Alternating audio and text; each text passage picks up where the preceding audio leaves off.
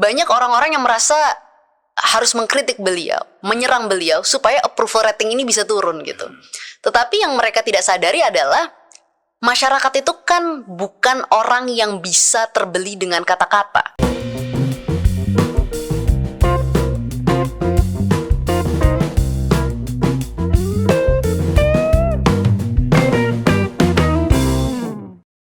Assalamualaikum warahmatullahi wabarakatuh. Shalom, Om Swastiastu, Namo Buddhaya, salam kebajikan, salam sejahtera bagi kita semua.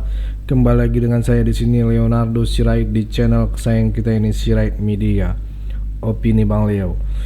Oke teman-teman, kali ini kita membahas hal yang sangat menarik untuk kita simak bersama-sama ya teman-teman, dimana akhir-akhir ini yang kita sering lihat atau sering dengar, banyak orang-orang yang menghujat atau menyalahkan Pak Jokowi ya.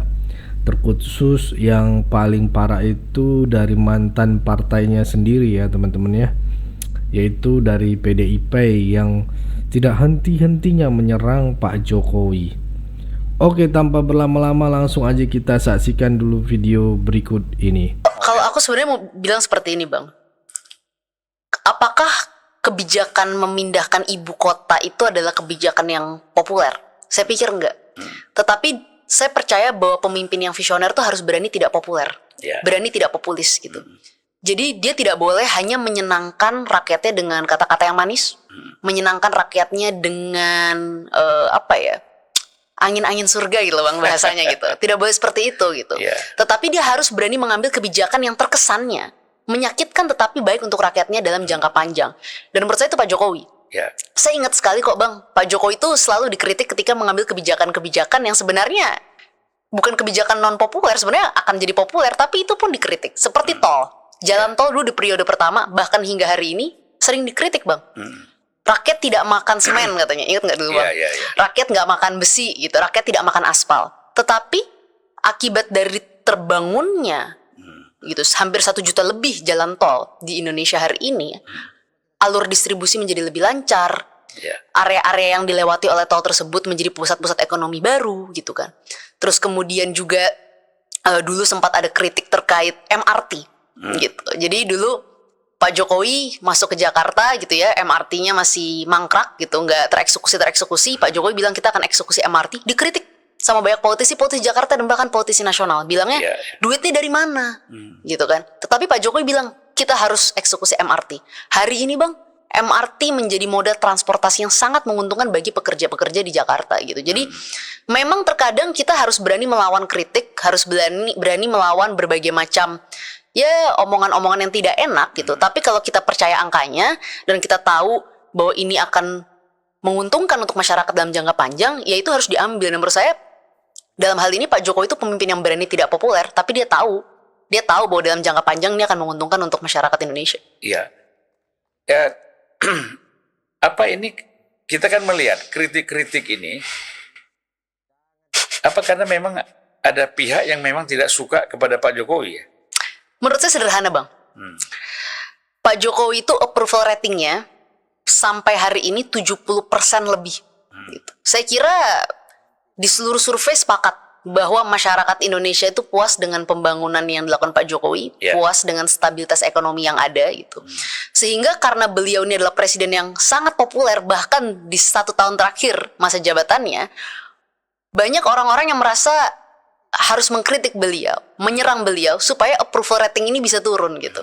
Tetapi yang mereka tidak sadari adalah masyarakat itu kan bukan orang yang bisa terbeli dengan kata-kata. Mereka adalah orang yang merasakan gitu. Sekarang kita fair aja Bang Zulfan gitu. Pak Jokowi ini sukses kok. Kenapa approval rating beliau tuh bisa begitu tinggi? Karena itu juga terbackup, terjustifikasi oleh pembangunan infrastruktur dan pembangunan sumber daya manusia yang beliau lakukan. Bayangkan Bang, Pak Jokowi ini dalam 9 tahun masa pemerintahannya, 70% jalan tol di Indonesia itu dibangun di era beliau. 1,7 juta kilometer jalan tol, Bang Zulfan. Kemudian juga Bang, IPM, Indeks Pembangunan Manusia Indonesia gitu ya, dari tahun 2020 sampai 2023 itu konsisten naik Bang. Konsisten naik. Hampir 1% konsisten naik gitu. Jadi Artinya dari segi umur panjang, hidup sehat, standar hidup layak, standar pengetahuan naik, konsisten naik 3 tahun terakhir. Padahal kita menghadapi COVID-19 tahun 2020-2021 itu. Nah, jadi data-data ini menjustifikasi kenapa masyarakat Indonesia hingga hari ini puas dengan Pak Jokowi gitu. Jadi kita bisa bermain kata dan saling mengkritik ya. Tetapi realita kan, saya sebenarnya agak sedikit sedih karena IKN ini dijadikan isu politik. Gitu. Kenapa? Karena menurut saya harusnya kita sepakati bersama. Itu kan sudah menjadi undang-undang ya Bang. Kalau sudah menjadi undang-undang, sudah melalui sebuah proses politik yang panjang. Artinya sudah dibahas di DPR, sudah dibahas dalam pemerintah, dan mungkin multi partai juga gitu, lintas partai yang menyetujui undang-undang tersebut gitu, bukan hanya dari 1-2 partai atau pendukung pemerintah saja gitu kan. Nah, karena itu saya berharap sih ini jangan dijadikan gorengan politik semata. Kenapa? Efeknya panjang. Karena ini sudah jadi undang-undang, sudah ada yang investasi di sana, hitungannya sudah ada, dan juga ketika Pak Jokowi mencetuskan ide dan akhirnya mengeksekusi ide IKN ini menjadi kenyataan, Bang, gitu. Itu kan yang beliau pikirkan bukan serta-merta terkait politik praktis loh. Yang beliau pikirkan adalah politik kebangsaan, politik kerja gitu. Jadi saya harap sih kita jangan mau gonta-ganti kebijakan setiap kali ganti pemerintahan gitu. Kenapa Bang? Karena stabilitas dan kontinuitas itu penting gitu. Keberlanjutan itu penting gitu. Orang boleh bicara apapun lah, tapi ketidakadanya keberlanjutan itu membuat pembangunan Indonesia itu sepotong-sepotong, nggak lanjut gitu loh Bang Zulfan. Jadi menurut saya karena nggak ada isu lain. Jadi begini ya, capres-capres kita ini, kalau saya nilai ya, mereka tidak menyusun dari awal pikiran-pikiran strategik apa yang mau dia sampaikan dari awal sampai akhir. Kan katakanlah dari awal dia ditetapkan sebagai kandidat, bahkan sebelumnya dia kan sudah ada di kepala dia, dan itu dirumuskan rundown-nya seperti apa, kemudian pada saat nanti debat presiden itu seperti apa. Ini kan kalau saya lihat apa ya, bingung gitu. Oh, ini ada soal ini nih, IKN. Ini aja yang kita angkat. Jadi kacau. Misalnya kan Muhaimin ini kan sebagai wakil cawapresnya Anies ya, juga ngomong kalau nggak salah, ada juga tuh yang dia bilang akan berpikir untuk melanjutkan IKN misalnya. Lu bagaimana sih? Kan kamu ada di DPR. Fraksi kamu ada di DPR. Dan ikut memutuskan, ya. Di sana juga ada Nasdem, ikut memutuskan, ya. Ada juga PKS, semuanya setuju dengan undang-undang yang sudah diputuskan IKN. Sekarang kamu muncul menolak. Ini logika apa yang dipakai? Tadi makanya saya setuju sekali dengan Samara tadi mengatakan bahwa ya memang ini jangan dijadikan sebagai isu politik. Ya. Hanya kebijakan strategis. Ya. Nah, ini kan mereka harus bisa melihat gitu. Jadi mereka harus melihat bahwa satu hal yang lebih strategik bukan dijadikan alat politik ya gitu. Nah, sekarang itu perkembangannya bagaimana ini, Samara? Ya saya kira isu IKN ini jadi liar kemana-mana kan, Bang Zulfan, banyak dibahas, akhirnya dijadikan objek politik. Dan menurut saya gini loh, kalau kita mau bicara terkait IKN, ya nggak apa-apa, kita sama-sama, kalau misalnya ada yang kurang baik atau mau dikoreksi silahkan saja. Kan toh saya kira Pak Jokowi orang yang sangat terbuka dengan itu gitu, pastilah gitu kan. Tetapi kalau bicara mau menghentikan, bicara sampai wah kita menganggap IKN tidak menguntungkan dan lain sebagainya, hanya menguntungkan ASN dan lain sebagainya gitu. Banyak kritik-kritik seperti itu. Padahal undang-undang ini sudah clear, proses sudah berjalan. Ini kan clear bahwa mohon maaf ini jadi seperti terkesan membangun narasi yang populis gitu Bang Zulfan.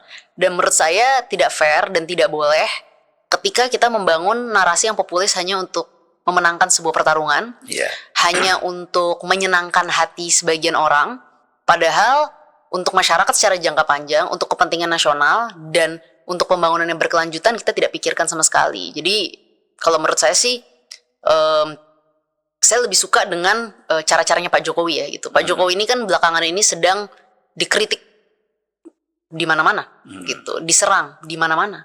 Tetapi beliau menunjukkan dengan banyaknya tuduhan dengan banyaknya kritik dan bahkan fitnah tadi Bang Zulfan bilang di awal, beliau fokus kerja. Itu menurut saya salah satu hal yang membuat saya dari dulu tuh kagum sama beliau ya Bang ya. Dari pertama kali saya di politik ngelihat beliau jadi gubernur, melihat beliau menjadi presiden periode pertama dan periode kedua, beliau tuh orang yang konsisten dari awal hingga kini, dikritik, dituduh macam-macam, fokus kerja dan hasilnya selalu clear Bang, outputnya selalu jelas. Dan sebenarnya gini Bang Zulfan, ada satu hal juga yang menurut saya menarik tentang Pak Jokowi ini ya, yang juga jarang dibahas. Kita kan banyak bicara soal IKN. Dan dari kemarin itu orang banyak bicara soal seolah-olah Pak Jokowi ini tidak mementingkan kepentingan rakyat banyak. Padahal Pak Jokowi itu adalah orang yang sangat mementingkan kepentingan nasional. Saya tuh selalu percaya gini Bang, Pak Jokowi itu adalah wujud nasionalisme Indonesia. Kenapa? Karena buat saya nasionalisme itu bukan pidato yang menggebu-gebu. Nasionalisme itu bukan kata-kata yang manis, tapi nasionalisme itu adalah keberanian dalam bertindak. Dan itu ditunjukkan Pak Jokowi ketika beliau menggugat balik Uni Eropa di WTO terkait hilirisasi nikel. Di situ beliau sebenarnya sedang menyatakan dengan tindakan beliau bahwa kita tidak akan lagi mau mengekspor barang mentah, kita harus ekspor barang setengah jadi dan barang jadi, dan kita tidak mau tunduk terhadap kepentingan-kepentingan yang bukan kepentingan nasional kita. Jadi gimana ya Bang ya, orang boleh bicara apapun, tapi realitanya Pak Jokowi itu adalah sosok yang menunjukkan nasionalisme karena beliau berani bertindak dan membela kepentingan nasional kita. Ya saya kira ya itu ya, orang nggak memahami persoalan. Ya. Dia pikir hilirisasi ini hanya untuk kepentingan para pengusaha. Betul. Justru banyak pengusaha itu keberatan dengan adanya hilirisasi ini. Tapi kan Pak Jokowi terus memaksa, menekan, ini wajib, ini harus. Akhirnya perusahaan-perusahaan emas yang besar seperti Aman Mineral misalnya, kemudian Freeport, mereka sudah mulai, bahkan hampir selesai. Saya dengar juga perusahaan-perusahaan batubara besar-besar seperti KPC dan Adaro ya, itu juga sudah mulai proses membangun, walaupun batubara sebenarnya nggak perlu ini, ya, karena batubara itu kan memang lebih gampang daripada kita bicara soal nikel. Kalau nikel memang harus hilirisasi. Kalau nggak kita jual tanah air. Nikel itu dicangkul, terus tanah naik truk, lalu dijual keluar, kan tanah ikut, kan gitu. Nah makanya kalau dia hilirisasi, maka core daripada nikel itulah yang kita kirimkan gitu. Dan nilai tambah buat kita. Nilai tambah buat kita gitu loh. Dan kita banyak dapat keuntungan buat kehidupan masyarakat gitu kan. Nah jadi itulah tadi. Tapi kan banyak yang ini Bang, mungkin tidak mau menggunakan kata hilirisasi. Karena hilirisasi itu sebenarnya sudah lekat dengan Pak Jokowi. Ya karena memang hilirisasi itu tidak bisa ditolak. Apapun situasinya, kalau kita memang adalah orang yang nasionalis dan peduli kepentingan nasional, harus hilirisasi Bang. Soalnya terbukti kalau kita lihat data hilirisasi nikel kita tuh per tahun ini sampai 160 triliun Bang, pendapatannya gitu. Jadi ya kadang mau pakai kata-kata macam-macam yang lain, tapi sebenarnya esensinya hilirisasi Bang. Ya itulah ya. Ya silakan aja lah pakai istilah apa saja. Tapi kan buat kita yang penting manfaat untuk negaranya ini Bang, besar kan gitu. Nah, satu hal yang saya mau tanya juga kepada Samara ya, bahwa waktu sebelum itu kan warawiri itu akrab betul dengan berkaitan dengan Pak Erik dalam konteks baik pencawapresan ya. Karena Pak Erik itu kan aktif sekali ketika beliau menjadi calon wakil presiden itu ya. Dan luar biasa menurut saya, satu kerja yang serius ya. Dan hasilnya adalah mendapatkan angka tertinggi sebagai cawapres. Tadinya jauh di bawah Sandiaga Uno, jauh di bawah Ridwan Kamil, tapi tiba-tiba bisa lompat besar kan. Tapi situasi politik kan berubah ya. Jadi politik ini kan penuh dengan berbagai macam variabel gitu. Orang tidak bisa lihat satu variabel aja. Elektabilitas tidak bisa jadi satu variabel, tapi ada, karena persoalan politik kita ini kan ada presidensial threshold yang partai-partai politik ini ikut menentukan. siapa yang jadi capres ataupun siapa yang menjadi cawapres. Nah, mungkin perdebatan di dalam koalisi kan panjang ya. Ya udahlah. Tetapi bagaimana melihat persoalan Pak Erik ini tidak menjadi cawapres ini, biasa aja atau bagaimana keadaannya? Kalau aku sih sebenarnya jujur aja sih biasa aja sih Bang Zulfan. Kenapa? Karena ya biasa dalam posisi ikhlas dan tidak. Oke, cukup segitu dulu teman-teman. Berikan tanggapan teman-teman yang menonton video ini bagaimana. Apa pandangan teman-teman? Boleh berikan pandangan kalian di kolom komentar. Pesan saya pokoknya tetap jaga persatuan Indonesia, jangan mau dipecah belah, jangan mau diadu domba, karena NKRI harga mati. Saya Leonardo Sirait, mohon undur diri. Bye-bye.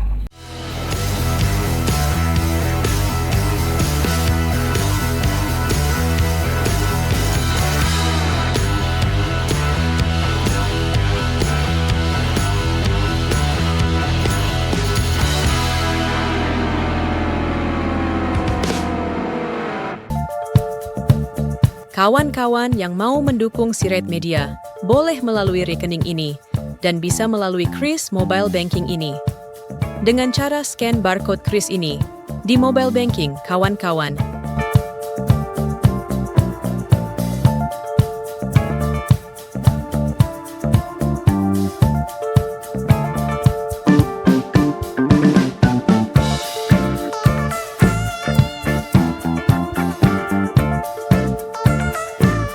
Dan jangan lupa juga mendukung pelayanan di yayasan kami melalui rekening ini dan bisa melalui Kris Mobile Banking ini. Dengan cara scan barcode Kris ini di mobile banking, kawan-kawan. Berapapun itu sangat berguna bagi pelayanan kami. Mari terus kita suarakan suara rakyat jelata dan terus berdampak bagi Indonesia. Terima kasih.